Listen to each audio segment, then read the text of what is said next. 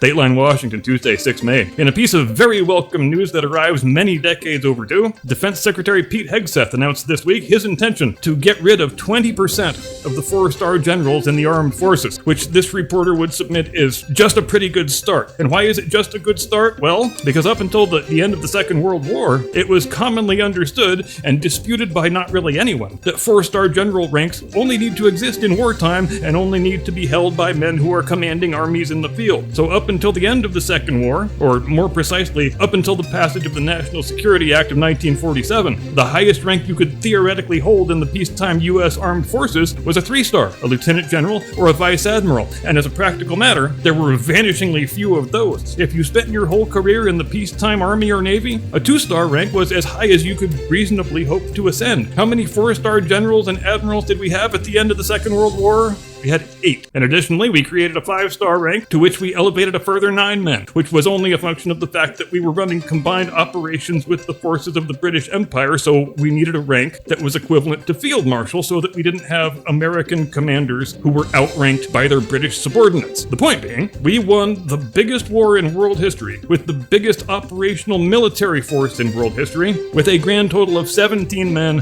of 4-star rank or above. And how many do we have today? We have 44. How many of those have ever commanded an army or an army group in the field? That would be 0. And take a look at a picture of any of our top WW2 commanders like Generals Eisenhower or MacArthur when they were Supreme Allied Commander in Europe and the Pacific respectively, and look at the size of their ribbon racks. You'll see maybe 7 or 8 ribbons, all of them for decorations earned in combat, and compare that to the chest full of participation ribbons that a political buffoon like General Mark Milley walks around with in the present day, a man who spent a grand total of 48 hours in combat 35 years ago. Participation ribbons, they are bad enough in the civilian world, and we don't need them in the military. Should you get an award and a ribbon for doing a job for a couple years without getting fired? No, you shouldn't. So let's start with 20% and then let's keep going. And if you were unclear about why the media Democrat complex is so desperate to take the scalp of Secretary Hegseth, well, stuff like this has a lot to do with it. Nothing infuriates a political career desk general more than having to work for a former captain, especially when it's a former captain who is likely to eliminate your cushy, low-pressure office job. So there is not any shortage of these guys